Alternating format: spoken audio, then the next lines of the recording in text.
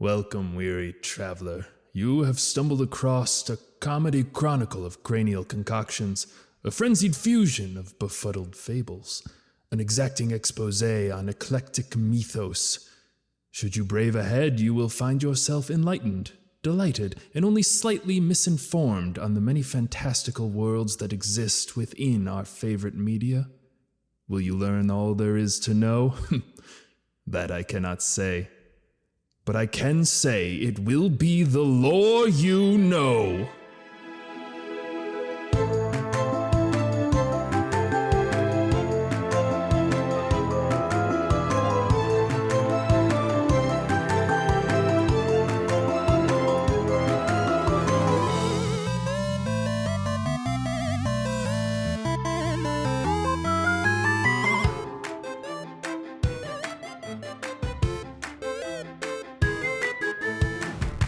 I've played Mario Party with CJ multiple times, and you cannot he's defeat pretty me at much Mario Party. he's pretty much always behind until we get to the very end, and then it hands him like 4 stars. No.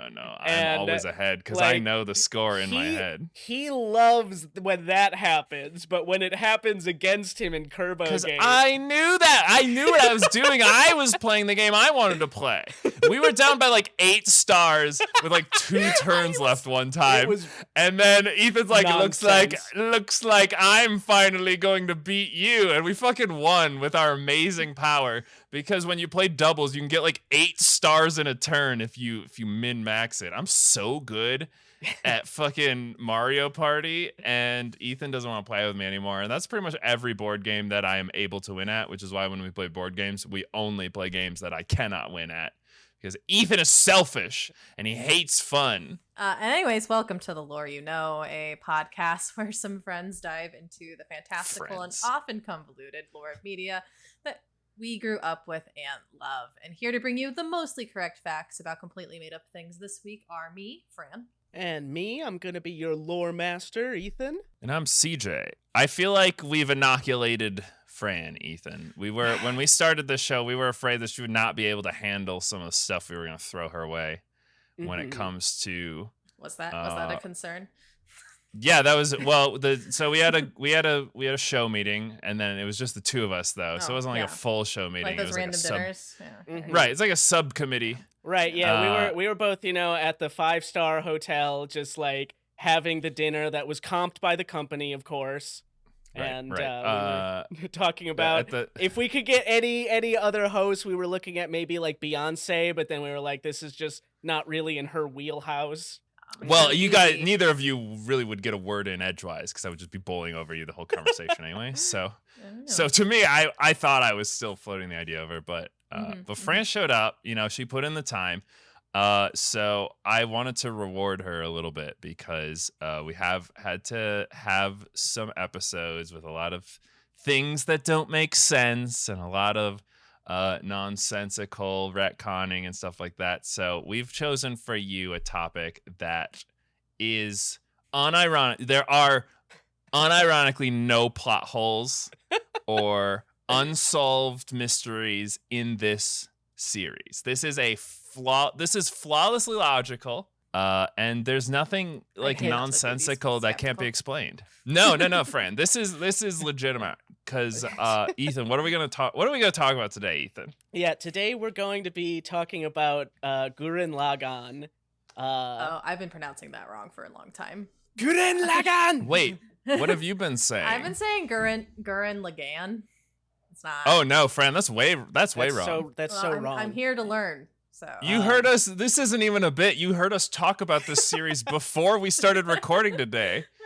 We're not. I hate to ruin the disbelief for all of you at home, but we do pick these ahead of time. When I was making them up, 2 seconds before. I legitimately was talking about it before we started recording with someone else. I'm like, yeah, I'm gonna go learn about Gurren Lagann today. Oh, well, that person sounds like they don't know anything about it either. They corrected me as well, but I can't wait to talk about Gurren Lagann. It's about Jugen Guggen. But yes, Ethan, it's Tengen Toppa Gurren Lagann today, and I think I'm gonna sort of just set the stage of where the anime starts, and then we'll maybe backtrack a little bit and talk about what this anime like really is. Was this an anime like first story or only story, or was it like a manga adaptation? I believe this one was actually an anime first. Just anime only. Okay. Yes, yeah, and you'll hear CJ just edit over me if we were incorrect about that. He researches extensively after every episode. I would never leave in any embarrassing things that I do. This show starts, we are in this sort of facility of some kind, Fran. It seems like we are underground. We're in Jiha Village. God, you got me doing it now, Fran. It's contagious. But, no, we're in Jiha Village, and it is an underground city that they pretty much survive just by they have this population of pig moles that are they're moles that are the size of pigs and apparently taste even better than pigs. And they breed these for food. And they are slowly like digging the village larger so that they can breed more pig moles so that they can, continue to survive and all of that. I think all pig moles wear sunglasses, if I remember right. Yeah, I think Underground? most everybody wears. Well, they're blind, so yeah. Instead, I'm going to talk about my boy Simone. And Simone is one Simon? of our... Nope, that's No. Fran. Your pronunciations are nonsense. Yeah. Like, it is spelled that way though. But yes, he is my man Simone, and he is a digger for the village. So he like digs out the routes that later become, the extensions of the village where they can, have more pig moles, blah blah blah. Yeah, so they're all working with like a finite amount of space, right? Because they're all underground. So there aren't a lot of professions to choose from being an underground society. So, one of the main things you can do is just be a person who digs new holes for people to live in. It's very similar to the first scene of Lion King 1.5, if you're familiar with that particular. I can't believe silence from the audience. I did not expect a Lion King 1.5 reference when talking about Tengen Toppa Gurren Lagann. They literally sing a song called Dig a Tunnel, Dig a Tunnel. And then they do the exact same opening scene that is the opening shot for this movie where they're all just digging, crisscrossing tunnels through the earth. Okay, yes, they're just like meerkats. Difference being that whereas the meerkats sing their happy little song, Simone is what I would consider he's just a doomer, right? His parents were both killed in a cave-in from an earthquake. Ooh. And he, the very first line from the show is just I dig tunnels until I die from an earthquake, which we all will eventually. Hold on. Which is exactly what Timon said at the beginning of Lion King 1.5, which is where he gets his name from. So, I understand that they're digging things to make their underground city bigger, but is there any infrastructure being put in place to reinforce these tunnels, or is it legitimately just carving tunnels? There's pillar. They have knowledge of architecture enough to keep the holes open. So when he's digging a hole for a house, there is walls. Well, these cave-ins, friends, they're not natural cave-ins because they dig bad. They're happening because there's all these earthquakes, and the earthquakes will cause the tunnels to collapse. Okay. Maybe they should live inside the earth if there's that many earthquakes, but that's just me. Fran, should they live somewhere else, Fran? There is literally nowhere else, Fran. There is no such thing as the outside world. There is only inside this village here. Okay. Obviously. Everybody knows that, except for our boy Kamina, who is our second main character here. Is this the blue-haired one? They're both blue-haired. Oh, they're both blue-haired? Oh, God. Yes. Okay. Well, the they're first cool anime first boys, Fran. Yeah, the first boys have blue hair. How else are you supposed to differentiate them? Mousy, and he's got kind of the bowl cut, straight hair kind of look, and then Kamina right? Kamina has the big blue spiky hair, like Super Saiyan God Vegeta kind of thing. That's the blue hair boy I was thinking of. Good, okay. Yeah, close enough. But Kamina is a sort of rebel, and whereas Simone is always getting accolades from the village chief for doing such a good job digging. What a do-gooder. He's a do-gooder boy, and Kamina is on like the opposite end of the spectrum. He is always trying to prove to everyone that there is such a thing as the surface. When he was a small boy, his father brought him up to the surface, and he said, "Kamina, we're gonna go explore this new world together." But Kamina was too scared because he was just a little boy, and so he said, "No, And his dad said, "You're not ready, boy. You're still scared of dying like a fool. Come meet me up here when you are ready to be a true man." So Kamina and Simone, despite being at sort of opposite ends of the spectrum as far as the village is concerned, they are bros. They're not, blood related, but they are both orphans that live in this city, and they have, they treat each other as brothers. I would argue, Fran, that this entire anime, if you need to know what this anime is about, it is about these boys and their bro bond. They're like the two main characters you follow then? Yes, yeah. It's about these two boys and brotherhood. And it's about a lot of things because there's a lot of symbolism in this anime. As always. I wanna prepare you for it because the symbolism hits on all ends of the spectrum.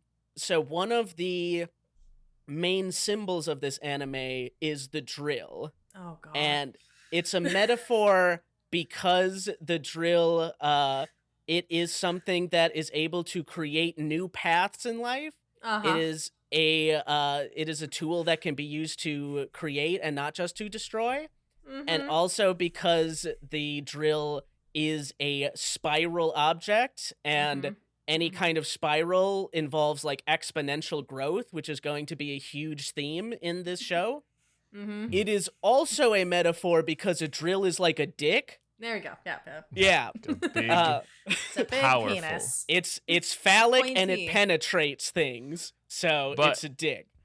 I would say that like Simone has this fixation on drilling because it's something he really understands. He talks about how like the earth will speak to him when he's drilling and how he just knows what to do. Like it is his comfort zone and is where he likes to be. And Kamina hates drilling because it represents to him like being stuck in this confine, this city that he's unable to escape from. And then that kind of pisses him off. So I think that like Kamina is the overstudy. He's the lead in that he's teaching Simone these lessons about like, Simone, sometimes you have to break out of your comfort zone. He's the older of the two, and he has more life lessons. He's very bold and brash, and he talks about things like fighting spirit and having a warrior's attitude.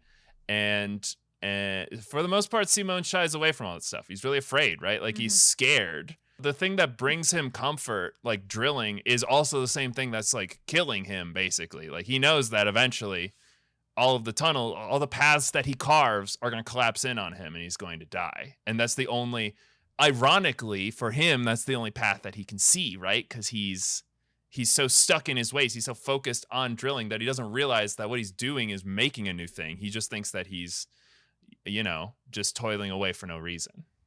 So if Kamina is the village conspiracy theorist about the surface,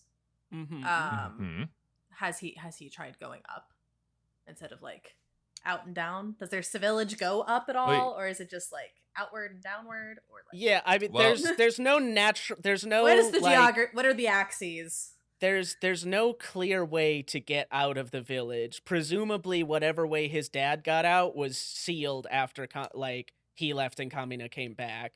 And so like we meet Kamina when he is trying an escape plan to get out of the village. Okay. And the village chief like stops him and puts him in jail for the rest of the night. No dinner for bad boys. Because how dare you question the authority of the village? Exactly. Got it. Well, that's the other reason he needs Simone, because he knows that he has to go up, but there isn't a way up. But Simone's a driller. He drills through things, and he's like, you could dig us a way up into the surface. And on one hand, he like needs Simone to do this for him, but he's not like befriending him because he needs that. He like legitimately cares about and him. genuinely wants him to come with him. Yeah. He thinks that it's what he needs, and they're bros. He doesn't want to leave his bro behind. Okay, cool. Kamina's getting in trouble, and Simone is digging around, and Simone occasionally finds these neat little treasures. Like, he finds this tiny little, like, necklace drill that seems super dope, and he finds this metal face that is buried deep underground, and he shows Kamina that, and they're both like, oh, that's pretty cool, but before they have time, leave that here. Yeah, we'll leave that for a sec, because before they have time to do anything with that, we have a gigantic bull head with legs and arms crushes through the ceiling of the city, of the village, and just like drops in on all of them. As well, Bull head? Yes. Yeah, the head of a large bull. Okay. With like little spindly arms, well, little chubby arms and legs. Okay. It's metallic. It's a robot, Fran. It's a big and powerful robot. Oh. That just crashes through the ground. All right. It just crashes through the ground, and it seems to have done that because this very hot lady was fighting it. And she is Yoko. She is just kind of, she has short shorts, a bikini, and a sniper rifle. And big red hair? And big red hair. Yeah. She carries on the grand tradition of anime waifus who are like sharpshooters, which is definitely a trope, right? Like there's a lot of Seems like there's a lot of women in anime that like big guns and could probably kill you if they wanted to. That's what I'm talking about, Fran. A woman who can kill you but chooses not to, that means that she really likes you. That's how you know she likes you. True love. Well, it's something. But yeah, so she's kind of fighting this robot like through the village. Not her intention, but what can you do? And she meets up with Kamina and Simone, and they work together to fight this robot, and they figure out like, hey, that metal face that we found in the ground a little while ago, let's like go check that out. And that turns out to be a little robot that they can all hop in and pilot with that necklace drill I was talking about before. That's really convenient. So the small necklace that Simone finds is called the drill core. And it's like a little key. It activates it activates this smaller robot that he found. So for scale, the big robot that came through the top of their village is like building size, right? Like it's like it's like a 10-story building. That's much larger than I was imagining. But yeah, it comes down and just like crashes the entire village. Okay. The tiny face that they find is like a yeah, it's like it's slightly bigger than a person size, but it's like just a face, and then it has tiny little arms and legs that are on the face. That's why they call it Lagann. It means big face. In what language? In German. No, in Japanese, Fran. It's an anime. Wait. Lagann? This can't be a thing you get caught up on, Fran. This is so small. This is nothing. This is small potatoes.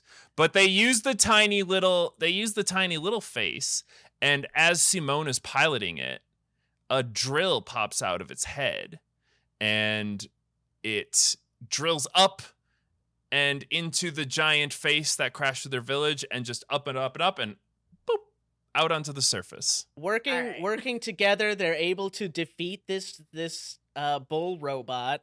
Yoko brings a sort of plucky, down-to-earth skill. Simone is very clever, and Kamina is the bold, brash one. And with their powers combined, they drill a hole through a bigger robot and escape onto the surface. the best part about Kamina's character is he's just filled with like one-liners. He's like the inspiration to the rest of the group, and he's constantly flinging out one-liners. And like the thing he always tells Simone to encourage him to keep going forward, he's like, Simone, your drill is the drill that will pierce the vault of the heavens, which when they live underground means that they're just going to go up, right, to the surface level. Mm-hmm. And then they get up to the surface and they see the moon in the sky. And they're like, because they've never seen the sky before. And they go, wow. And then Kamina goes, look, Simone, your drill will be so mighty that it will pierce the vault of the sky. And he points towards the moon. And so he's always this like one step further kind of guy, right? Like he's always looking to push the boundaries and keep going. Simone's so unsure of himself all the time. You're like, listen, bro, you don't have to believe in yourself. Believe in me, who believes in you. That's where that comes from. Mm-hmm. Yeah, if it didn't come across yet, Kamina is CJ's so much favorite character. Material here. Kamina has taught me a lot, but so has Simone. We'll talk about that. But yeah, so keep that metaphor in your mind, Fran, about the drill that will pierce the heavens. No, not that one. What I was going to say is the idea of ceilings being a barrier to like progress. Yeah. A ceiling being the thing that like stops you. Yeah, I've dealt with many ceilings in my life. Bamboo ones. Okay, Fran, we get it. Girls don't do podcasts normally. Listen, we're doing our part promoting, okay? Mm-hmm. I could have gotten another white guy. It would have been very easy. I know so many. Wow. All right. Just like a huge pool. Let CJ, we need to get back into our professionalism here. Oh, we're talking about Gurren Lagann. Important stuff. You're right. This is actually really important, Frank, because if you take in all the messages that this show has to offer, you too will become a better man. That's how me and Ethan got to where we are today. Yoko tells them that she's actually from another underground village that is just a ways over, and their village ended up getting like opened up, I think, by an earthquake or something like that. So they kind of had to come out onto the surface, and there they found out about these gunmen. And so these giant robots, they patrol the surface, and they basically make life miserable for any human who can be caught out there. That's why the humans all live underground, is because anybody who comes up on the surface gets attacked by these giant robots. Okay. And it that turns would be out a big deterrent. Yeah, it's a pretty big deterrent. And it turns out that these robots are also the reason for the earthquakes, because they get launched these massive distances towards like human settlements, and when they hit the ground, big earthquake happen. Okay. So all of the problems that these guys know, they're realizing all come from these gunmen because they're forced to live underground. There's these earthquakes that terrorize them. Like every single issue that they have is now focused on these guys who have immediately become their enemy. Okay. Kamina decides that if they want an actual chance at defeating these gunmen, they're going to have to take over some robots of their own. And this is something that nobody has ever tried before, because Kamina, again, is the crazy ideas guy. Simon and Kamina work together with the Littner village in order to sort of lay a trap and get Kamina into one of these gunmen. And he is able to get in, but at first it just like immediately locks him out, because it is built for the specific kind of pilots that are piloting it, beastmen, and humans are not beastmen. Yeah. And so they realize that all of these gunmen are being piloted by a different like species, basically called beastmen, they're just like anthros, just like anthropomorphized animals. Okay, so Kamina goes into one. Is like there a men, beastman but beast. in there? Yeah, he kicks his ass and kicks him out. Oh, okay. He just throws him out. So Kamina is trying to take over this robot, but doesn't really work that way. The controls cannot be accessed by humans. And so his gunman is getting kicked around by these other two while he's trying to take control of it until he lands like face down and like the cockpit opens and he can see this skull in front of him, this dead person who's just like lost in the wastes. And it's this sort of do or die moment realized for Kamina, and he decides that he's not going to give up. And when he decides that, he suddenly, like, the robot yields and he is able to take control of it. And he and Simon are able to work together. They destroy these two robots, and boom, we now have Lagann and we have Kamina's robot, Gurren. Oh, it's the name of the robots. Okay. That means red.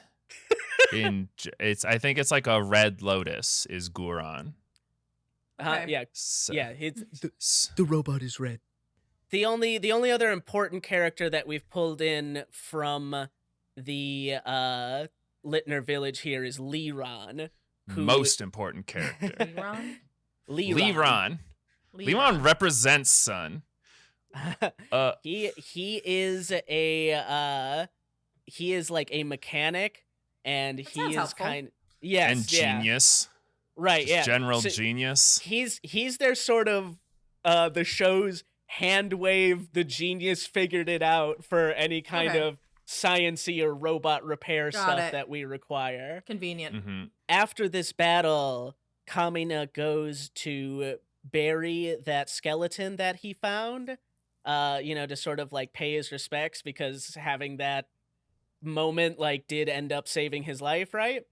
And as he sort of like pulls the skeleton out of the sands, he sees a cape that he recognizes. And this skeleton was his dad. It was his dad, Fran. He didn't make it out in the surface world. Wow. He perished. He got literally one village over and then got smooshed.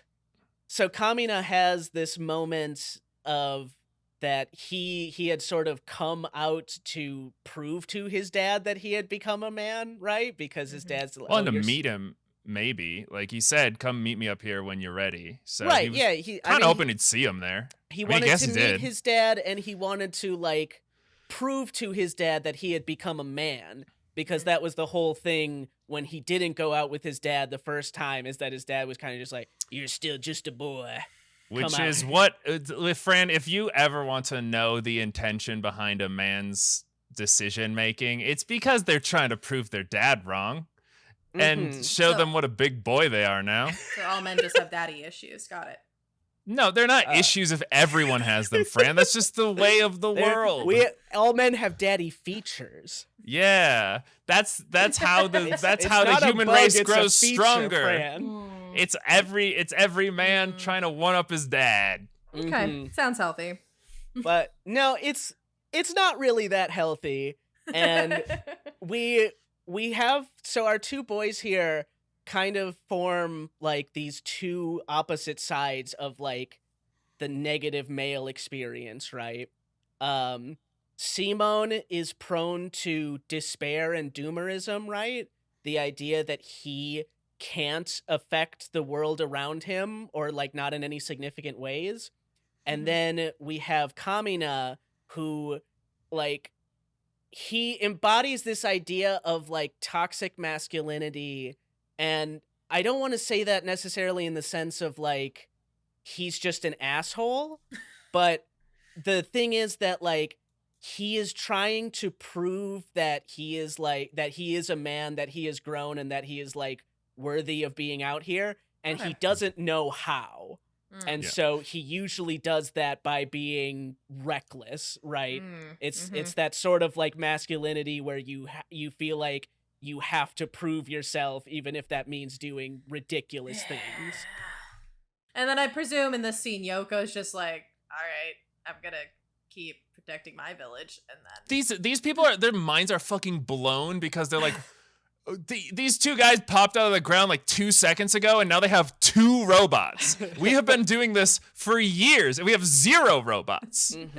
we get they're hanging out for a little while.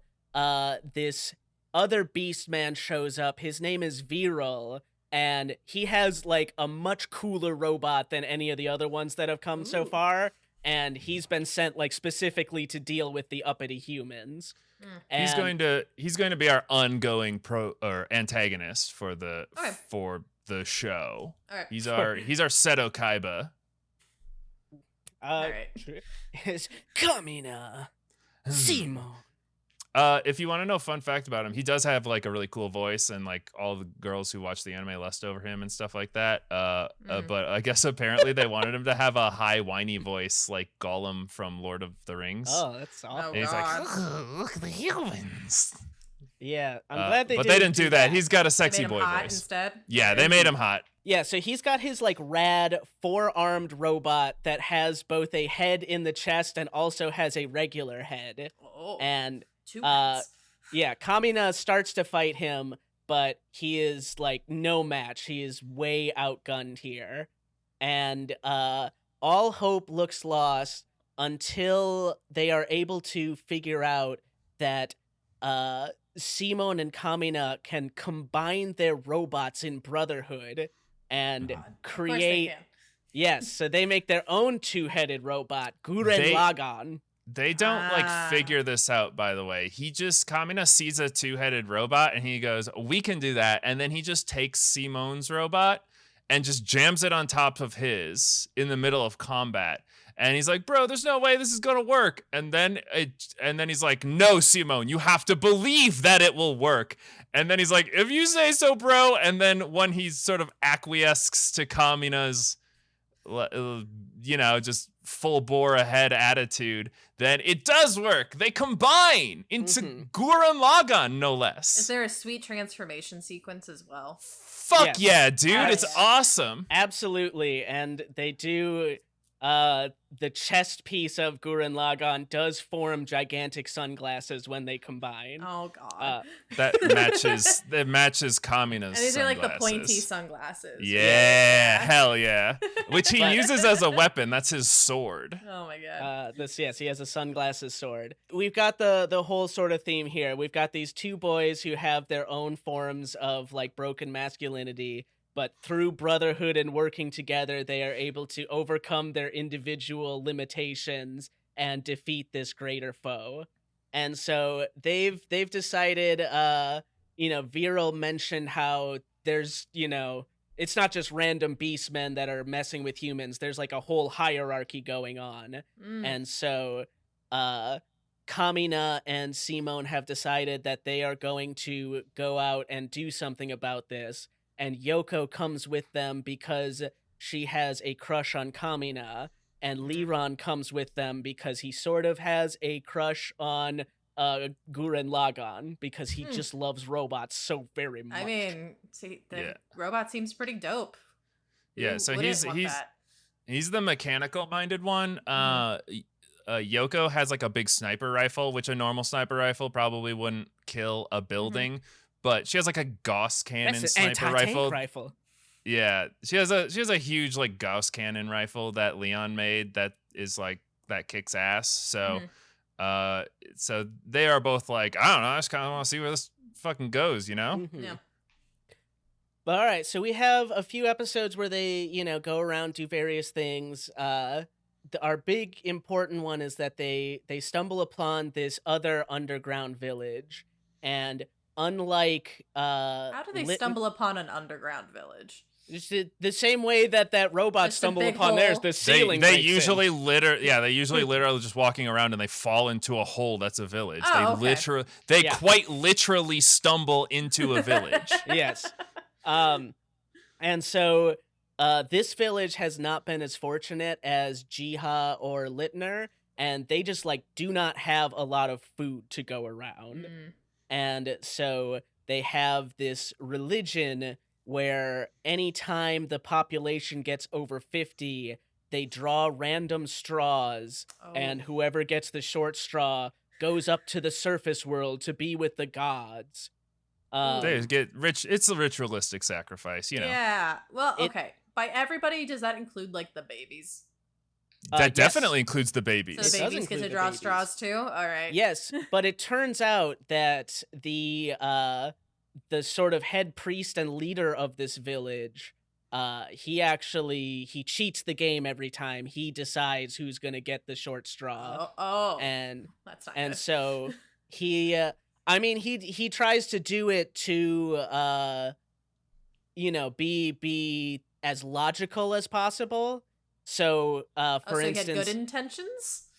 He has good intentions, and like we find out that basically, this village does not have enough supplies to support many people. And when he was young, the village just was in like an awful state all the time. And when he came of age, he set these rules of like he made up this whole religion, and he set these rules that there can only ever be 50 people.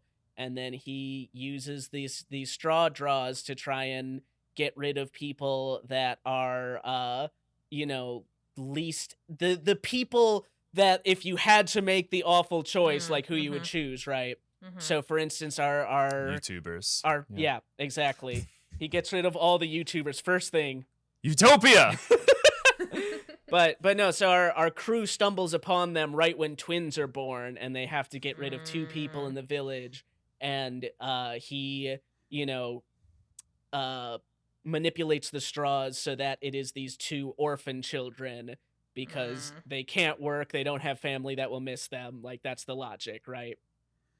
And I guess, like, unlucky. Yeah, so a robot fight ensues. They defeat this other gunman that had just like came down and found the village, and Team Gurren agrees to take the 2 orphans with them, and the head number 1 acolyte of this priest guy named Rossiu, altar boy kind of thing. He decides to go with them as well. And it's because his faith is shattered, right? Like he believed this guy, and then all of a sudden it's totally different. He's like, I'm gonna go with them actually.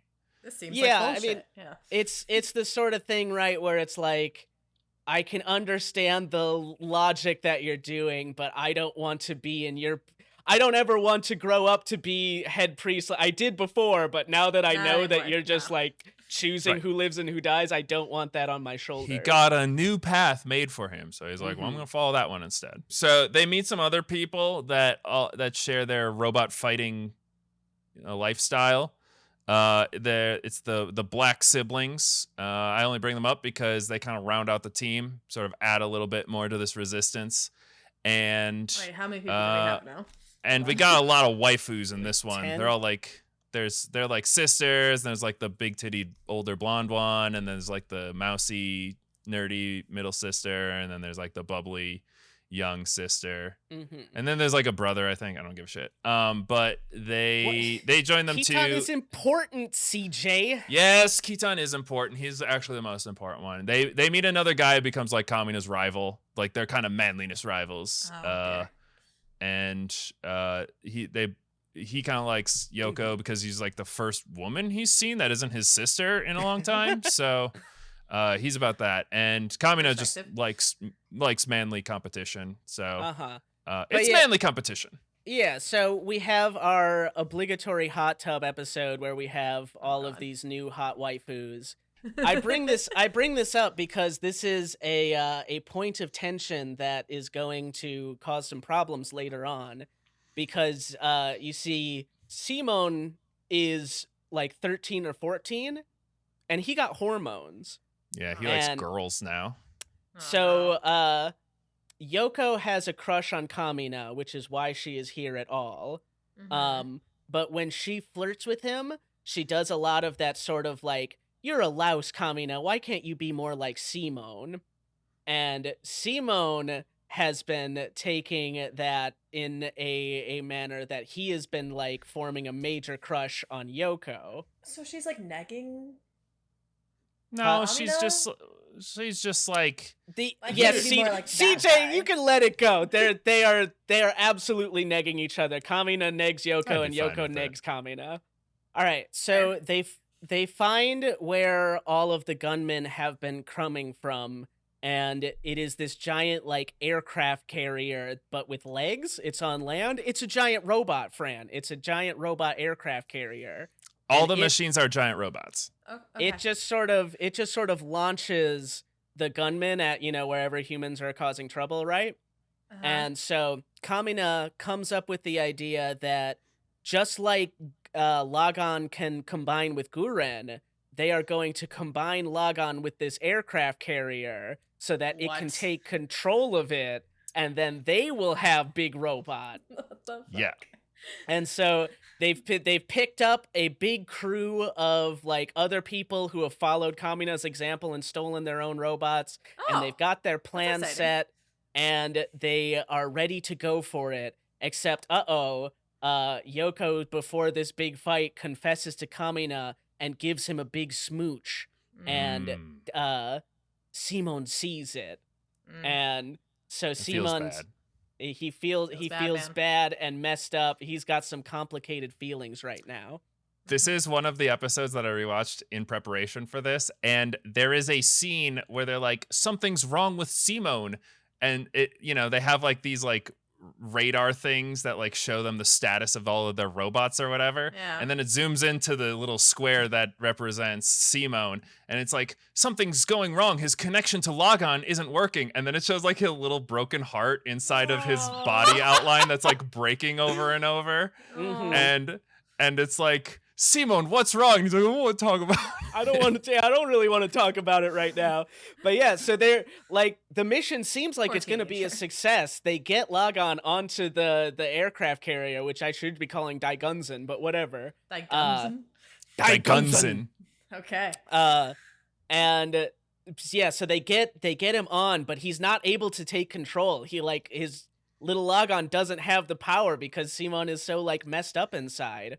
Yeah, and so they realize at this point that Simone's emotional state has some sort of effect of his control over Lagann. Yeah. Okay. Mm-hmm. You notice the same kind of thing where Kamina's emotional state is what allowed him to take control over Gurren. So yeah, Simon's not able to take control, and Kamina kind of throws the plan away and jumps onto dai-gurren to punch Simon right in the face to get his head. You grit those teeth! Oh my god. Help his little bro get his head back in the game. And Simon is able to he's able to take over the robot, but not before the general that is leading the dai-gurren jams his spear right through Gurren and right through Kamina. Ooh. All hope seems lost, but Kamina is able to stand back up and combine with Lagann to make Gurren Lagann again, and they use Kamina's special move that he just thought of, the Giga Drill Break, and absolutely just drill right through the center of the general and save the day. Yeah, so Simon is like overjoyed to see that his bro is better, and Kamina is channeling all of his fighting spirit so that he can win this big battle for everyone. And when the two of these boys combine and work together, they're able to manifest this absolutely gigantic drill that comes out of Gurren Lagann's arm, and they can use it to pretty much one-shot any of the other gunmen that they come across. So that is their special finishing move, the Giga Drill Break. Cool. Sounds pretty dope. So did they or did they not combine with the aircraft carrier? They did. They got that taken care of. They've got the aircraft carrier. They've defeated the general. But that spear that went through Kamina, he was able to give one last fight, but he was not able to get up again after that. No. Kamina is slain, taking over guy's dead. The dai-gurren. This begs the question, if Kamina's gone, they can't combine their robots anymore, can they? True. All right, so yeah, we've taken over the dai-gurren, but Kamina has perished. Yeah. And this leaves them, they're still continuing on. They're still going to try the good fight. You know, like I said, it's not just Yoko and Simone anymore. They've got this huge crew of like people who have stolen the robots and all of these other people.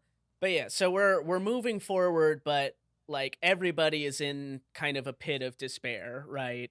Yoko has gone from being that like plucky and grounded person to just kind of being like that cold calculating person. Like, we just need to get this shit done. And Simone is just bereft, and not just because Kamina has died, but also because he feels responsible. If he hadn't choked, like, Kamina wouldn't have had to come out there for him. So they are in the pit of despair. And then Simone meets a girl in a box. Like a box? Yeah. What the fuck, anime? Why do you keep doing that? I'm looking at you, Demon Slayer, you piece of shit. I don't like Demon Slayer that much. I don't understand the reference. That's perfect, because it doesn't matter. Girl in a box. Anyway. How big of a box? A like girl-sized box? Human-sized box? Yes. Okay. Yes. So Simone's lost control of Lagann, right? Like, he is so miserable and sad. Like, he can't control Lagann. He could barely control Lagann when a girl didn't like him, and now his best friend / older bro is dead. And so every time he tries to control Lagann, it like backfires. He's just unable to do it until the point where Lagann is just not responding to him at all. Yeah. But yeah, so he finds this girl that is just like out in this there's this field of these boxes, but one of them has this like glow still coming from it. And he opens it, and there's an adorable anime girl inside. And she looks weird. She's got like, what is it? Like pink and blue hair that blows like a cloud. And she speaks like very strangely. She is most pleased to be making your acquaintance. Like that kind of thing. She speaks using the Queen's English. And yeah, she has like, her pupils are like flower petal crosses. Okay. So she's very clearly not like a normal girl. Okay. Nia has been saved by Simone, and she sort of comes across their crew, and in regular anime fashion, like, the entire team besides the sexy lady are like, "Oh my god, you're the cutest little lady ever. Like, you're on our team now." How old is she? It's like exactly Simone's age. Okay. Yeah, Simone aged. She is sort of like experiencing this crew, and she's experiencing humans for the first time. She says like, "I have never seen a human before." And so she's kind of meeting these people who are like in this despair, and are kind of like in a weird place. And she's noticing how everyone is hung up on the loss of Kamina, and also how like everyone is very hard on Simone, especially Simone. Yes. Whereas they're just like not given time to grieve because they're in a war, right? So like no one's doing a healthy job of grieving. Like Yoko's just refusing to like let herself feel anything, and Simone is just so caught up with failing Kamina that he's got like no perspective on anything, and he's just, and everyone on the crew is just like, "Simone, you are the only one who can pilot Lagann. You need to get your shit together, like right now. We kind of need you to start doing stuff."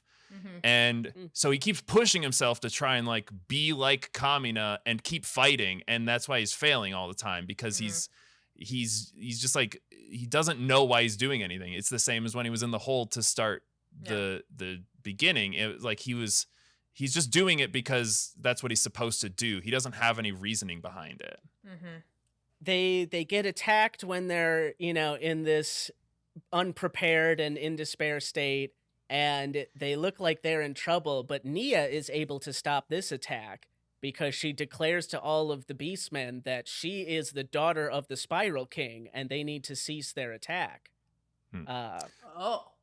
The Spiral King, a very human-looking dude, but he is an immortal being, and he seems to basically just have a fun time with ladies off in his cool capital, and have some children, and he will then, dote on those children and enjoy that whole like process. And then when he grows bored of them, he puts them in a box and throws them in a ravine. Well, specifically, Nia was starting to wonder what her purpose was, and she was becoming self-aware, and that is when the Spiral King sort of like discards of a person when they gain this self-awareness. Okay. And so she started to become too curious on like the nature of being and stuff like that, and that's why he got rid of her. They don't have a leader at this point because nobody has really been able to fill Kamina's shoes. So they're kind of like going on, and Kitan is like trying to be in this leader role, but nobody really respects him like enough for him to be leader. And so in this sort of like bumbling, the entire crew ends up getting captured, and they are all set to be executed. Yeah. And so they're trapped in this cell, and they try to escape for a little while, but everybody kind of gives up hope, except for Simon, who, using his little drill necklace, starts to chip away at the side of the cell to create them a passage out. And it's at this point that Yoko is reminded of this story that she had heard from both Simon and Kamina, the two different sides of the story, where they both got trapped in an earthquake, like it caved in around them and they were trapped. And Simon tells the story that he was only able to keep drilling because Kamina had the confidence to tell him to keep going on and that they were going to make it out. But Kamina told the story that he only had the ability to make a brave face because he knew that he could rely on Simon. Aww. And the crew is able to sort of realize what Nia had realized and been telling them, that Simon is actually like a good and reliable guy. And as he saves the whole crew and saves Nia, Simon is able to finally realize it for himself, that he doesn't need to just be his big bro. Like, he needs to be himself, and he is Simon the Digger. And so Rasayu pilots Gurren, and they are able to combine for the first time, like fully successfully since Kamina's death, and save the people. And everyone agrees that indeed Simon should be their leader. And it's only this like self-affirmation that gives him control over Lagann again, and he's able to defeat these powerful gunmen that have been causing a ruckus. That's a heartwarming character development. It's all It's all very heartwarming. Good job. These boys, they continue moving on. They fight these 4 generals of the Beastmen. But the big thing that matters is that Team Gurren isn't just like winning. They're winning harder and harder every time. Oh, nice. And so every time they're like, how the fuck are these humans doing so good? It doesn't make any goddamn sense. Yeah, so the Spiral King explains to Viral that the Spiral King was once a human, and that humans are actually these intensely powerful beings because they have this thing called spiral energy. And our sort of beginning introduction to spiral energy is just that it is this like energy and will to like move forward and grow, and it is represented in all creatures that evolve, anything that like reproduces and evolves. And so that is why the Spiral King created the Beastmen as these, test tube babies that don't breed. Like, he just makes more of them. Oh. So that's why our boys keep winning by more and more, is because they are growing in spiral power and fighting spirit, right? But the Spiral King warns that, like, he's been keeping humans down this whole time because this tendency to just, like, grow and grow, like, always leads to self-destruction. And so he's like, that's why we need to, keep them at this bare minimum level, like living in dirt villages and such. They finally get to the city Teplin where the Spiral King is. It's this massive, like, cyclone-looking, like, building that has a bunch of other buildings hanging off of it. Spiral. Uh-huh. Yeah, it kind of looks like a big spiral, but it's also, like, one building that is the size of a city. Oh, it's large. But did I say it was a building, Fran? Because some buildings fall off and you see the face and the eyes and it's a robot. It's a giant robot, Fran! The city was a huge robot! Of course it was. Why wouldn't it be a giant robot? So now you're getting it. The aircraft carrier robot launches up towards the city robot, and after some rad fights, we are able to have Simon and Gurren Lagann face off against the Spiral King, and as they battle each other, the Spiral King, his robot gets destroyed, and he has to dump out and just the city robot gets destroyed? The city robot does get a big aircraft carrier hole through it, but he also has his own gunman. Gurren Lagann sized robot. So yes, they have the face off. His robot gets destroyed, and he just comes up. He jumps up on the robot and just rips Lagann off of Gurren.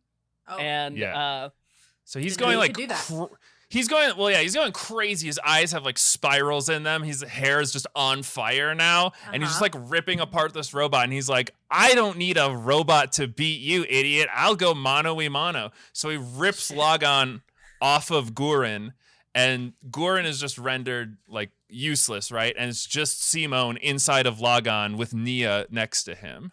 Okay. But Simon has learned, even without Kamina being there, to never give up.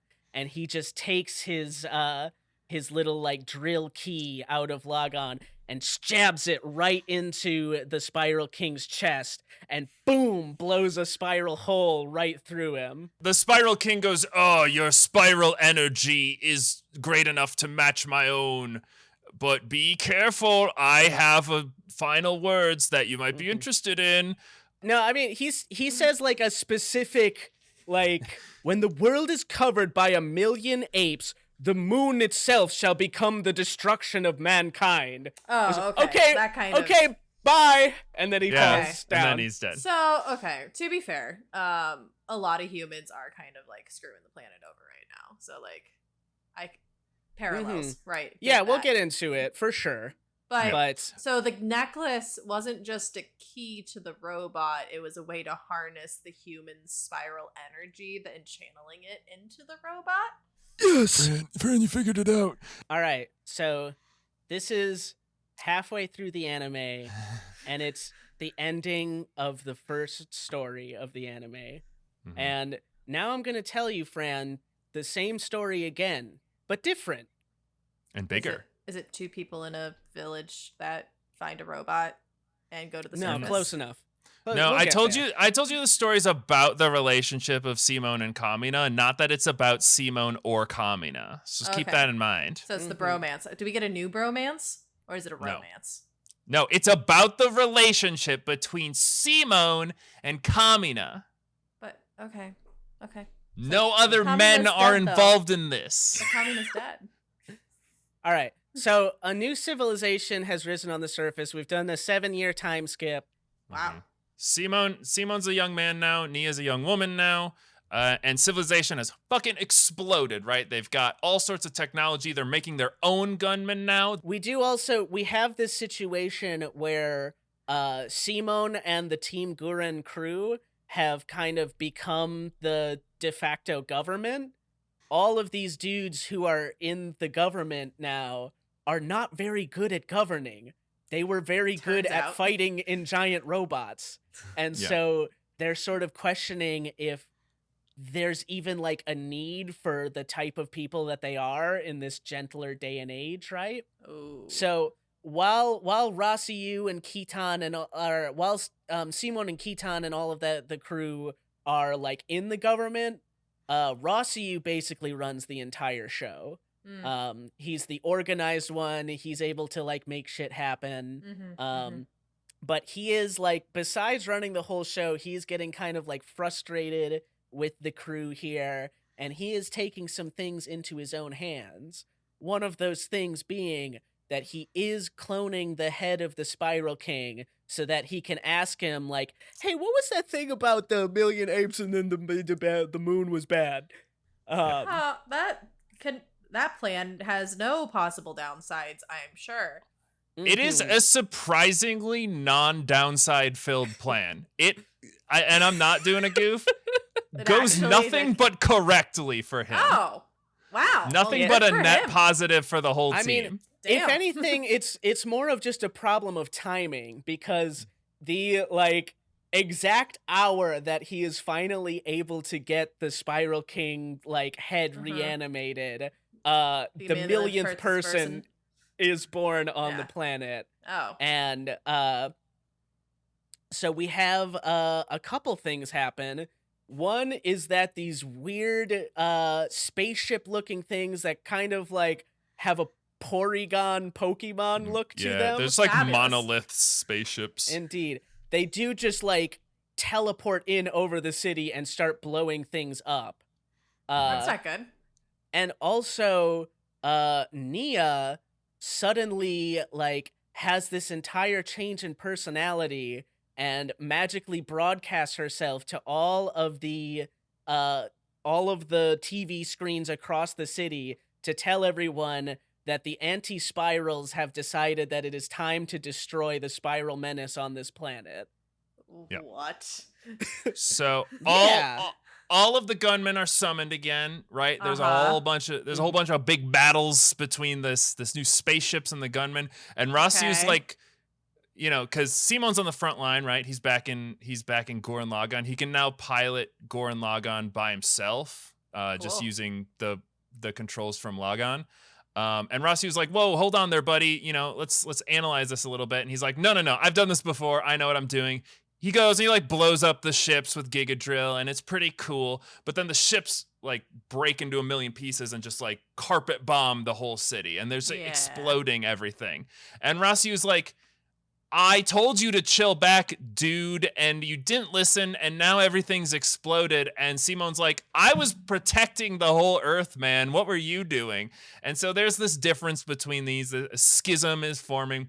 Rossiu's already in this position he didn't want to be in, right? He's in a leadership position making all of these decisions that he doesn't want to have to make, while Simon's just out there doing what he thinks Kamina would want him to do, which is to fight, to, you know, keep fighting, keep defending the Earth. Yeah, I was about to say, how does he feel about this whole Nia suddenly not Nia anymore situation? Like, I mean, very sad, but he doesn't captivity or anything? It's very sad, but yeah, he doesn't have a lot of time to do anything about it, because Rossiu decides that, like, with all of the people here in a tizzy over half of their city blowing up, he does lay the blame on Simon and has him sentenced to death so that he can restore law and order. So Simon is on death row while Rossiu is trying to figure out what the hell is happening. And the spiral... they should have gone away. The anti-spiral should have gone away, because I'm sure that somebody died in that, right? Definitely people died. Yeah, it's not a as long as it's over 1 million, it's if over 1 million, then destroy all. Human extermination protocol.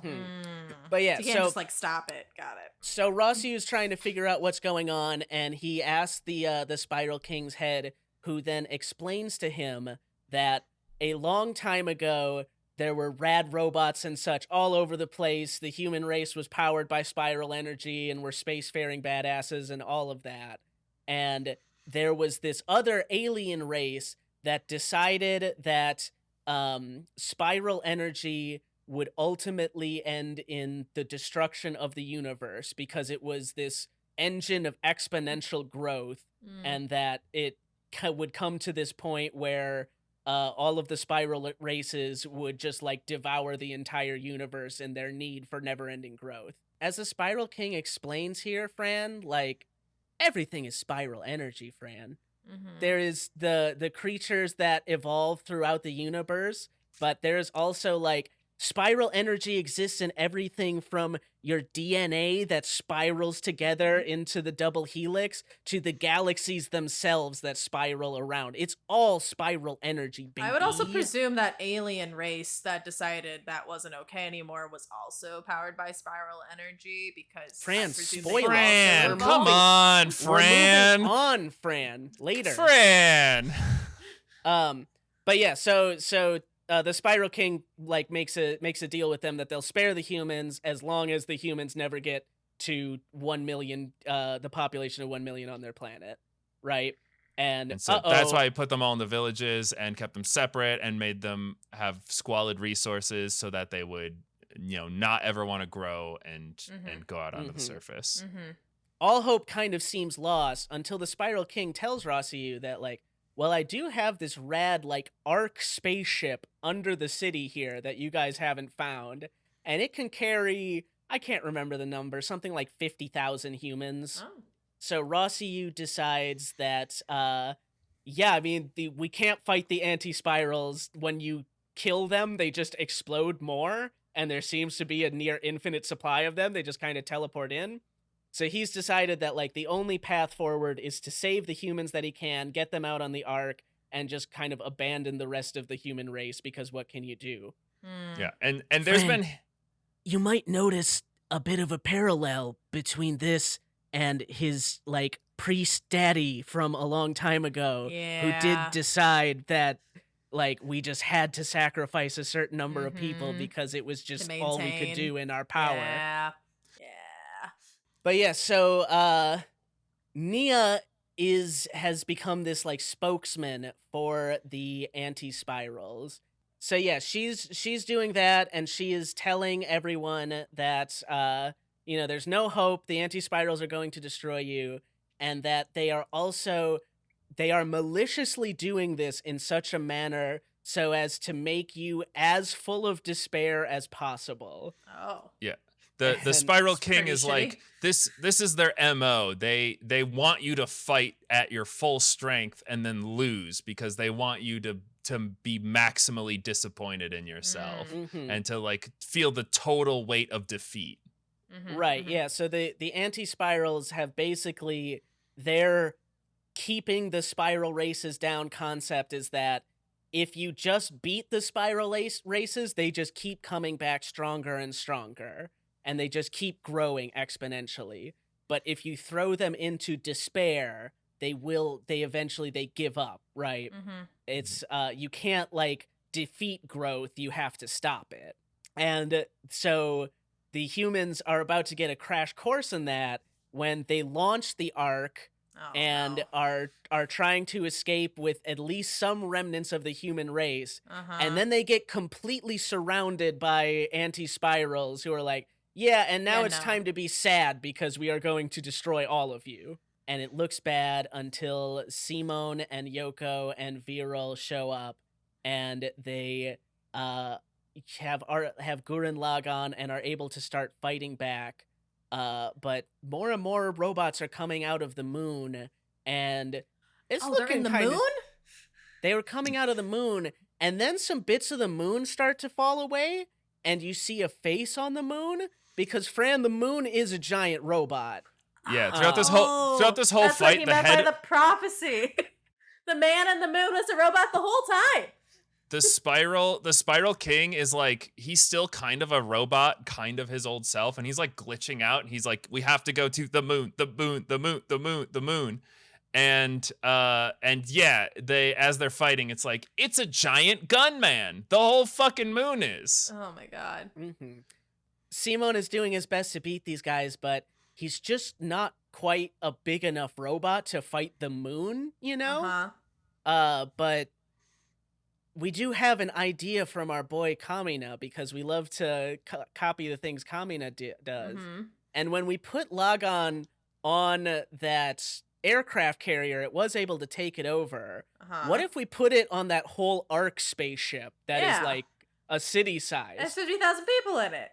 That sounds great. So we do that, Fran. Hell yeah. And then we are able to transform into the Ark Gurren Lagann. So we have gone from, like, ship size, we've gone from, like, car size to, like, 5 stories tall to aircraft carrier, and now we're like roughly the size of a city. Great. Awesome. And so Gurren busts its way into the moon and is able to sort of like destroy some of the inner mechanisms and get to the point where they can lock Gurren into the moon and take over that one too. Yeah, there's this big keyhole that looks exactly like Lagann's keyhole with the drill. Yeah. But since, they're in the moon, so it's fucking huge. But they can summon a giant drill for their arm. That's right. And so they use Giga Drill Impact in order to drill into the moon, which activates the moon, which is called the Cathedral Terra. And they're able to connect Lagann through like 4 adapters into the entire moon. Everything Kamina said has come true. Yes, the only thing that gave them pause was that Nia was blocking the way, and she had just like teleported out in there into the moon and was like in the way of the connection. And she says like, Simon, like there's no hope. It's all despair. Like even if you stop this, like you can't save me. I've become anti-spiral matter. Like, I can't even exist in your universe much longer. And also, the anti-spirals have more than just, like, a moon on their side, and they will come and destroy you later. But Simon and Team Gurren are about doing the impossible. And he promises Nia that even if it is impossible, he is going to save her. And at that point, she is able to just a little bit become herself and make way so that they can connect with the moon and take over the Cathedral Terra. So everybody's doing pretty good except for Rossiu, who feels pretty bad that looking back, like every single one of his decisions seemed to have been wrong. And without his decision, they wouldn't have had a giant city ship to meld with on the way. It's true. He did remake the Spiral King who gave him all that info. Yeah. Yes, but he's not really thinking. Yeah, I mean he does. Right now. He does ultimately feel like he is pretty filled with despair. And he became the thing he hated. So I'm making YouTube content, so I get it. He goes back to his own village, his old village, to end it all. And just before he's able to do so, Simon is able to get to him and punch him right in the face, just like Kamina did back to Simon all that time ago, and tell him that he's important, and just like Kamina told him that he needs to believe in himself, that like Rossiu can like believe in himself and is a good person and does have things to contribute. So I've told you the same story twice now. Now I'm going to tell it to you a third time. So the human race has moved forward like an incredible amount in like this time a week or two.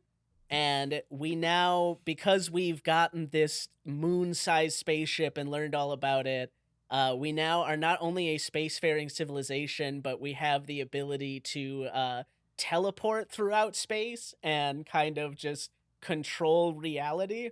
We've come to this point, right, where we're now like in ridiculous probability altering science fiction level, and before it was science fact, but I mean, it's a little bit of a difference between big robot punch things and I will change the laws of physics so that this thing that should not work works. But yeah, we sort of start to see this whole idea of that the human race is growing exponentially, but how far can that really go, right? Like, are there limitations to that? The giant moon-sized spaceship is able to create giant gunmen, which the regular-sized gunmen then pilot, and people inside those gunmen pilot those. So now everybody, all of our crew of like boys from back in the day with Team Gurren are piloting Gurren-sized spaceships. Okay. And we've all decided with their old gunmen. With their old gunmen, using them to pilot bigger gunmen. Okay. And sure. Why not? So they've decided they need to destroy the anti-spiral because the anti-spiral, they're gonna go out and get them, and they are sort of just this like limitation to human growth, right? That eventually they're gonna get the spiral races. Up until now, the spiral races have never been able to find where the anti-spirals are. They've created their own pocket universe that they kind of just go hide out in and attack the spiral races from. Because they also have like probability and space-time altering technology that can do that kind of stuff. We're in nonsense science fiction level now. Awesome. It all makes sense. If you knew about quantum mechanics and thermodynamics, this would all make complete sense to you.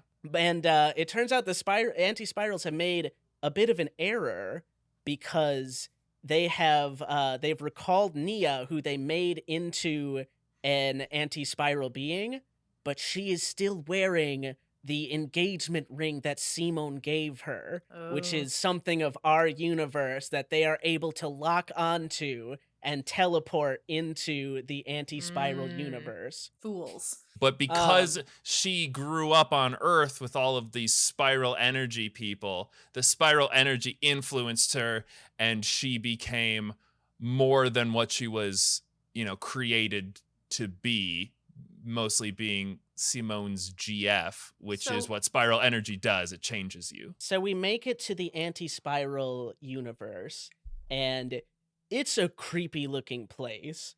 The universe itself is pretty normal, but there are all of these giant robots flying through space here. But whereas our giant robots, our gunmen, look like cool and have rad sunglasses. It's dorky, usually. All of these giant robots, they look kind of like if Tim Burton created like Greek marble statues. They're just like all of these like horrible faces, like with hands holding onto them, screaming and such, and like feet and hands with like faces coming out of them and the like. Very unpleasant. Unsettling. They are unsettling. They're supposed to be. Yeah, I mean that's what they're designed for. Our team starts to fight them, and turns out this is hella easy, Fran. They destroy a shit ton of them without any trouble. Great. Good for them. And it looks like they're going to win really easy. Nice. Until a bunch more of them teleport in, and all the ones that were there before suddenly start fighting way, way harder. Oh. And the anti-spirals are doing it again, where they want to make them feel like they had hope and then take it away from them and crush them into despair. And this time crush them literally, as all of the hands and feet latch on to the gigantic moon spaceship and start pressing it down until suddenly it gets into this like liquid out in the middle of space, as if there's this gigantic ocean just out in the middle of space.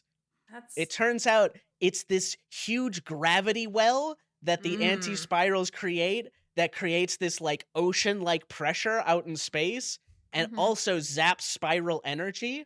And so the ship itself is being crushed in by anti-spiral gravity as they are sinking ever deeper into the sea. And it seems like they're not going to be able to break through that ceiling of the ocean here in space. So, and it's over. It's done. They're defeated handily. Now, handily and footily. Our boys have a plan, and I hope you know what the plan is by this point, Fran. They're going to take Lagann, and they are going to combine it with the entire moon spaceship to create a moon-sized giant robot. I'm honestly surprised they haven't already. Well, it takes a lot of spiral energy. And the problem is, even though Simone can put out a lot of spiral energy, this ocean is like zapping it away almost as fast as he's making it. There is like this machine towards the center that is outputting all of this gravity, but it doesn't seem like there's any way that anyone could make it to it. Certainly no one could make it there and survive. It's at this point that our understudy, Kitan, who you might remember all the way back. You might remember us mentioning because he needed to be mentioned, but also skipping him because he wasn't that interesting. Until now. Kitan. You a hater. He's all right. Mm-hmm. He gets in his giant mecha and he flies out towards the center here. And at the last second, his gigantic robot is crushed in and destroyed. Oh, that's. But remember, Fran, there's a smaller robot piloting that gigantic robot. God. And shooting his tiny robot out of the gigantic robot. He is able to make one more sacrifice and get just far enough to drill his way through this enemy vessel. Oh, God. And fucking rules. Simone can create so much fighting spirit spiral energy that, like, it's pretty incomprehensible, but all of that didn't go away when the gravity well generator was there. It was just getting, like, sucked into the gravity well generator and like pulled negated. Up. Right. And then when the gravity well generator was destroyed, it all released at once, which was enough to initiate the combination with the moon-sized base. So, yeah, now they are was Super Galaxy Gurren Lagann. They're Super Galaxy Gurren Lagann, and Super Galaxy Gurren Lagann is able to handle all of these creepy, gross face and foot monsters, robots, without too much trouble. It can make a pretty big drill. All right, I've told you this same story this many times, Fran. I'm going to tell it to you one more time because they have defeated this ceiling, but they are immediately given this new one as the anti-spiral being just appears on, like, the on the inside of their ship where they're all hanging out. Oh. And tells them, yeah, like, game's over, people. And it explains to them, like, why the anti-spirals are against the spiral races. And indeed, it's because, like, the spiral races, it's not just that they are, like, eating up resources and such, but that their growth is, like, necessary and doomed to happen, and also exponential to the point at which spiral beings, given enough time, will become universes unto themselves and crush in, like, the entirety of creation and destroy all that has ever been or will ever be. Is it because they just keep combining robots together and they just keep getting bigger? It might have something to do with combining robots. Yeah, so the anti-spirals, you were right, friend. They were once a spiral race who, like, realized this inevitability and so, like, sealed away their own potential, and they're all kind of just this hive mind that's in permanent stasis on their planet. So they produce a bunch of spiral energy, but they'll never grow further.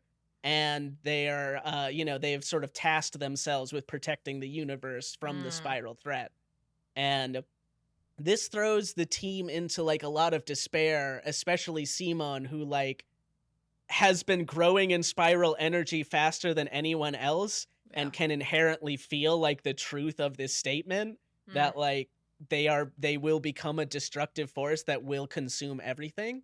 To make sure that, everything goes as planned and not just, like, rely on the despair stuff, the anti-spiral traps each one of our crew members into an ever-shifting branching dimension reality in which they will basically exist in other dimensions, right? Like a Marvel multi-dimension thing. But if at any point they try to, like, take control of their destiny within that, they will just branch off into a different dimension. The act of trying to will something will instead just will them into a further branching dimension. Yeah, and so they describe it as a multi-dimensional labyrinth. It's a place that the more you try to get out of it, the further into it you go. Interesting. And it's really sad. So that's the thing. Everyone's alternate reality self is very sad. Because, well, when you compare it to where they are at now, it's what they want, given that everything in their life had gone the way that they wanted it to.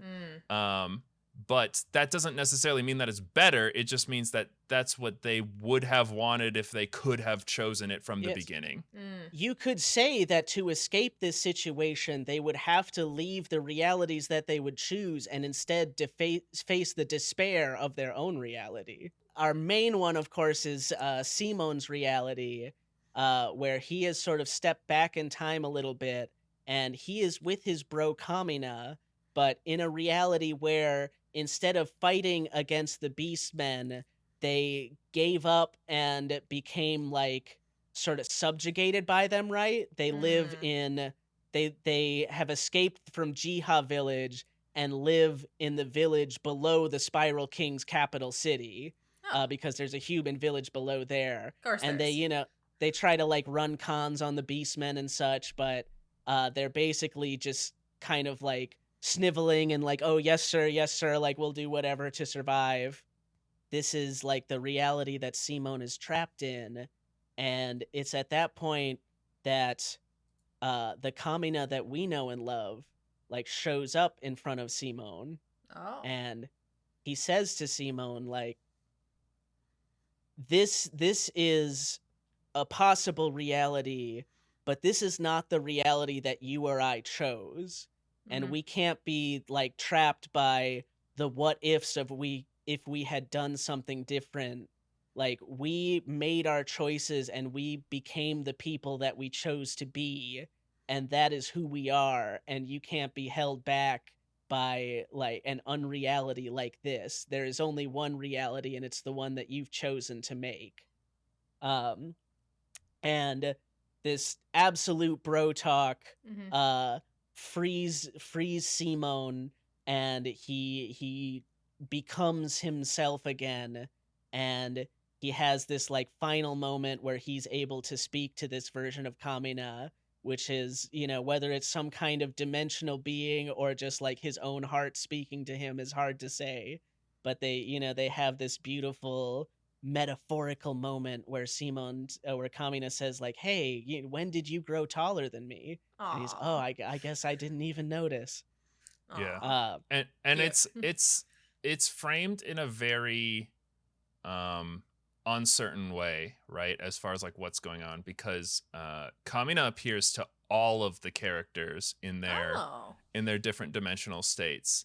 So like whether Kamina is like exists as a ghost, so they make a mention of like this only works on creatures that are self-aware, right? Like if you have an awareness of self and a consciousness, that's the only ways that this like trap can work, because it works by playing your own mind against itself.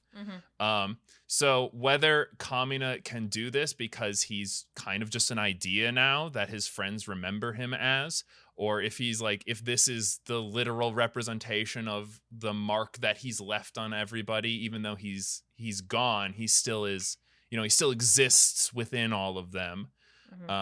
But it's ultimately this influence of Kamina that brings everyone back from all of these what ifs, and he one last time inspires them all to keep on fighting, not just to do what he would want to do, but because they reminded him what it is they want to do. Yeah, we've broken free of this multi-dimensional trap, and this part is very good because it does not explain it a whole lot in the show, so I'm not sure if CJ like gathered the whole thing or not, but in the breaking free of this, Simon does so by creating his own universe within the anti-spiral universe, in which they are able to, it is called the super spiral universe, and it is a place in which your will becomes reality.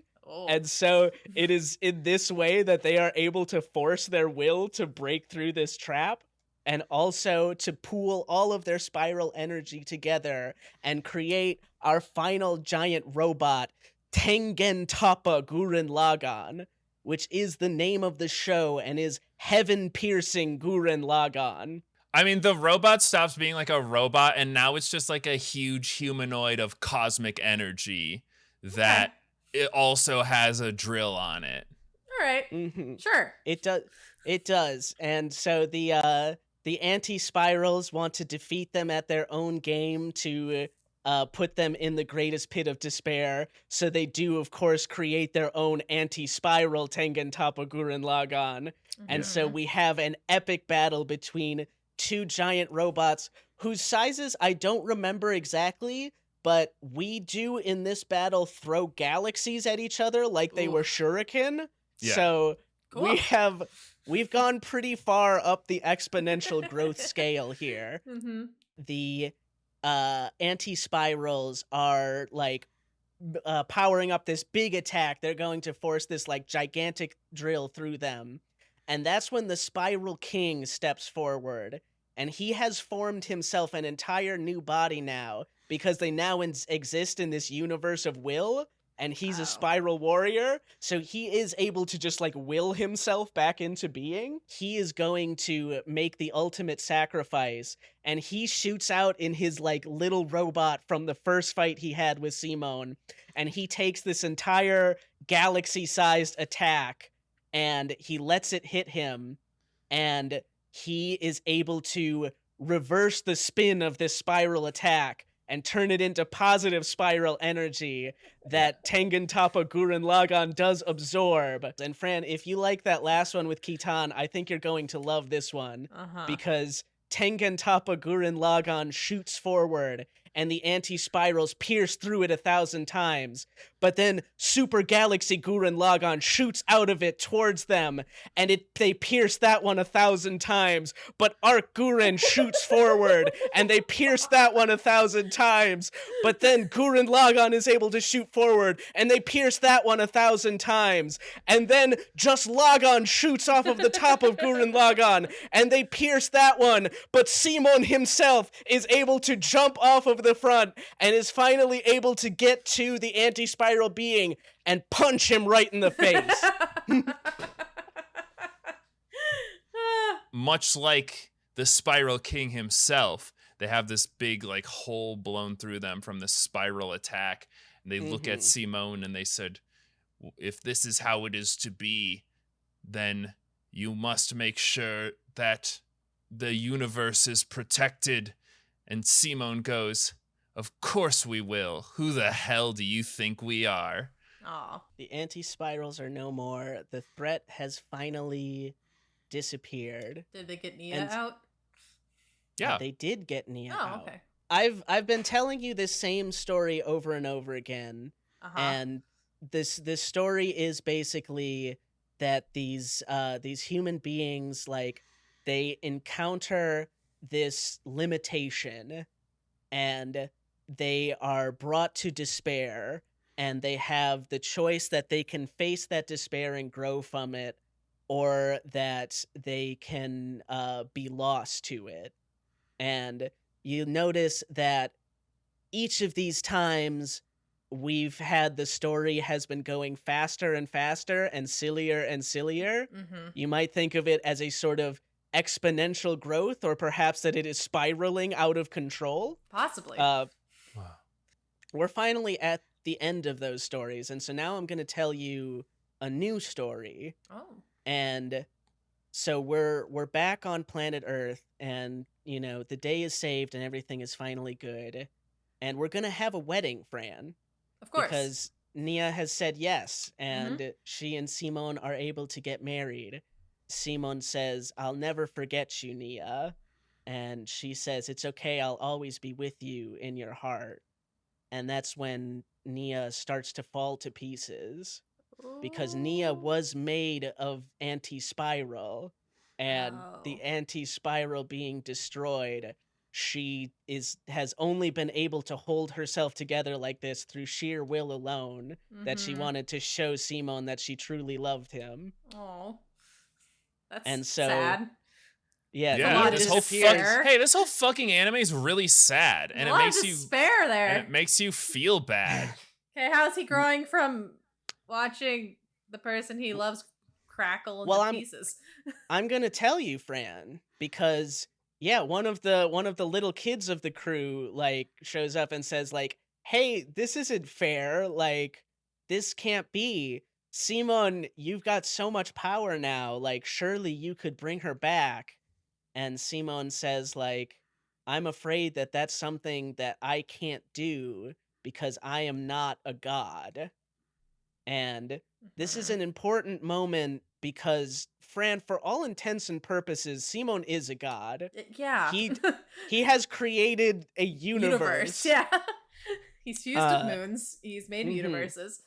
It is at this point that Simon decides that the only chance that they have going forward is to choose a path of humility. And so rather than making himself a god of all beings, Simon decides that he will go back to just being Simon the Digger. And up until this time, the sky has always been our limiting factor. The ceiling has always been holding us back. But at the end of the series, the lights in the skies are stars, Fran, where all of the other Spiral brothers and sisters wait for us to meet them. And so, having flipped the script and made the world outside into potential rather than adversary, we end our series on how to be a man, how to pilot cool giant robots, and how drills are sort of like big dicks. I mean, real maturity doesn't come from fighting robots. It comes from realizing that the giant robots were the friends you made along the way. Is friendship magic? I think probably in this one, I think friendship is magic. Friendship is definitely at least science. They do a lot of science. Friendship is definitely magic. Don't worry too, Fran. A little later on, we'll have an episode about this creator's other series where I can tell you all about what it means to be a woman. That's right. This creator also created Kill la Kill. Oh. So okay. this series is all about being a man and what it means to grow up to be a fully complete man, whereas Kill la Kill is about being a young woman and what it means to grow up to be a young, a fully fledged adult woman. Fran, do you have any final thoughts on Tengen, Toppa, Gurren Lagann? Well, now I'm conflicted because I thought one of the best lessons was that the best way to encourage my guy friends was to punch them in the face and give them hype messages. But then by the end, it's the whole humility thing. So I'm like, should I not be punching them in the face? I mean, as a man, you can't be less humble than when you've just been punched in the face. When they're in the pit of despair, that's when you punch them in the face. Okay. Okay. Only way to go is up at that point. Well, Ethan, thank you for bringing your Spiral knowledge. You guys should most definitely subscribe, like us, give us comments on whatever platform it is that you are listening or watching this on. We would love that.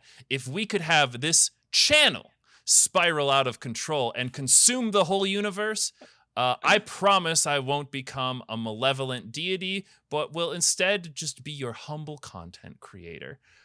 It's also been brought to my attention that you should rate us favorably on whatever platform you're listening to. Maybe even 5 stars or 10. I don't know. It's all sorts of different things. Follow us at Spices With. Come check out the Twitch, twitch.tv/cookingwithspices. We've been doing a lot of video game content, playing a little bit of Cult of the Lamb. That's been a fun time. And thanks again for our creators, for our music. We have Apagio for the intro and outro songs, and Gail Kitsune, thank you so much for the graphics. And I think that's pretty much fucking it. I mean, for this time, I have been CJ. And I have been Tengen Super Spiral Ethan. And I've been Fran. And I need to say, who the fuck do you think I am? Wait, that's not right.